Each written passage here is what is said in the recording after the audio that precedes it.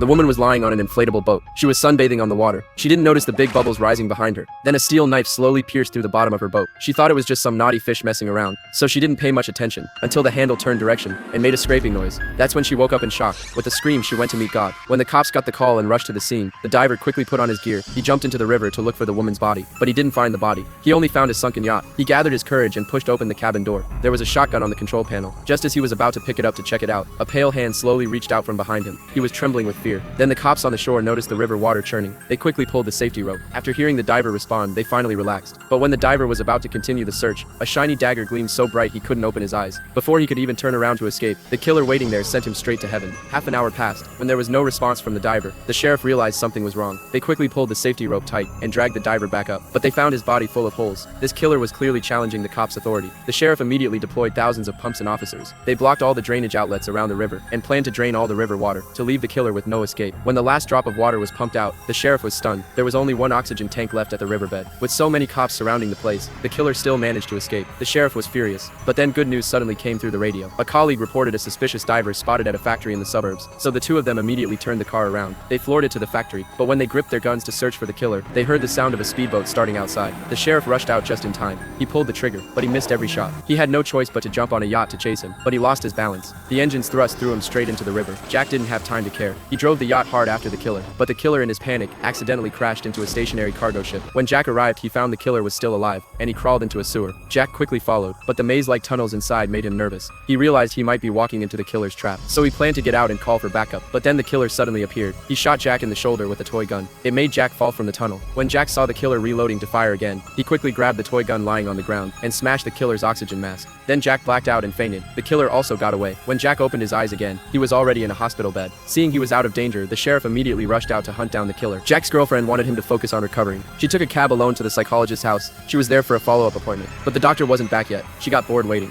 so she started looking around, and in a hidden basement she saw a diving suit covered in blood and a shattered protective mask. She remembered Jack telling her about the attack. A bad feeling suddenly came over her. She realized the doctor might be the serial killer. She quickly took advantage of him being out. She called the hospital and told the nurse to pass the message to Jack. But before she could finish, the sound of the door closing startled her. She quickly hid in the corner to peek. The doctor came home and started playing the piano. She planned to use the piano music to quietly sneak into the basement and wait for help, but she kept looking back nervously and accidentally kicked a can on the floor. The noise immediately alerted the doctor. He quickly pulled a gun from the drawer and rushed toward the sound cautiously. Meanwhile, Jack woke up from his coma and learned what happened. He called the sheriff and rushed to the doctor's house. He silently prayed his girlfriend would be safe, but it was clearly too late. The doctor had already noticed the can on the basement floor and saw a pair of women's shoes by the locker, but when he looked up, the woman wasn't there. That was her trick. She was hiding behind him at that moment. While he wasn't paying attention, she smacked the gun out of his hand with an oar and didn't give him any chance to fight back. He quickly fainted on the ground